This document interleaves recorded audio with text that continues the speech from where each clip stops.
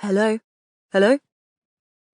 There's a good-looking man standing on the pavement outside the window.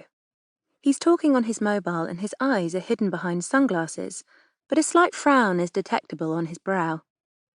When he turns toward the window, I see that his short dark hair is longer on top and sunlightened to more of a caramel shade. It's swept back from his forehead in a retro, almost 50s style. He ends the call, shoves his phone into his pocket and disappears from view, only to reappear a second later when he pushes open the door to the shop. "Good morning," Abby chirps, and we both sit up straighter as he takes off his sunglasses. "How can we help you?" "I have an appointment at 11:45. While Abby checks her desktop screen, he looks my way, a polite smile fixed in place. "Hello," I say, tucking a stray lock of hair behind my ear. "Hi," he replies, his folded sunglasses swinging from between the tips of his thumb and forefinger. Blue eyes. "Sonny Denton?" Abby asks, snapping his attention back to her. "Yes," he confirms. Sonny? His name is retro too. "It's been over 2 years since your last eye test?" "Must be." "Can I get you to fill out this form and check your details?" She hands over a clipboard with paperwork attached, before adding, with a nod in my direction, "Hannah, our dispensing optician, will be with you shortly." I indicate the black leather seat inside the bay window opposite my desk.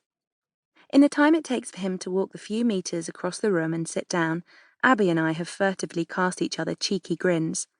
That's the last time I'll dare to look at her for a while.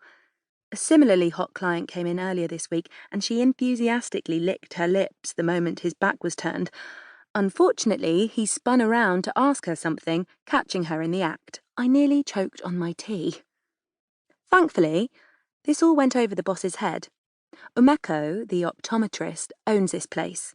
She's kind and clever and has high standards that, quite understandably, she expects us to maintain.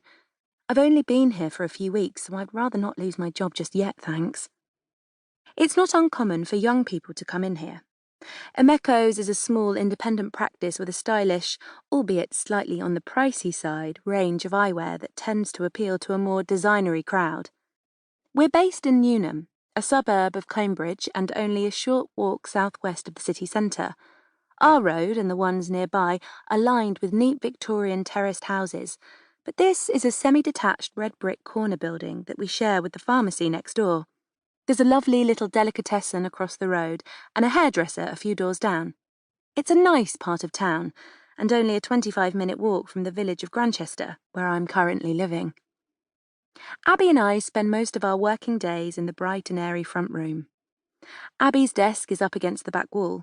My desk is to the right, separated from Abby by a central corridor and facing the bay window. Glasses displays are dotted all around. Along the corridor are 2 consultation rooms, one occupied by Umeko.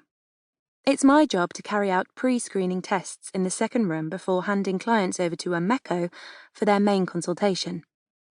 It's where we'll be headed as soon as Sonny has finished filling out his form. "All set?" I ask as he gets to his feet. "Yep." I take the clipboard, giving it a quick once-over before glancing up at him. "You're a photographer?" "Yeah." He's tall, but not toweringly so. 6 foot? A good head height higher than me. And he's wearing a denim shirt layered over a white t-shirt with slim-fitting charcoal grey chinos. "That's cool," I comment, noting 2 other important pieces of information. 1, he lives in Barton, which is a 10-minute drive away, tops, and 2, his date of birth places him at 32. "We've got a couple of tests to do before you go through to Umeko. I'm sure you remember how it goes from the last time you were here." Avoiding Abby's gaze, I'm not taking any chances, I lead him down the corridor and into the first room on our right, inhaling a hint of spicy aftershave as he passes by. "Are you wearing contacts today?" "Yeah, monthlies. I brought solution with me." "Great. Can you take them out?" His eyes are so blue. Azure blue, I'd call them. They're startling against his dark lashes. "Have a seat and pop your chin on the rest," I say when he's ready. After taking pictures of the back of each eye, we switch to a second multifunctional machine so I can do a quick reading of his prescription. "Have you worked here long?" he asks.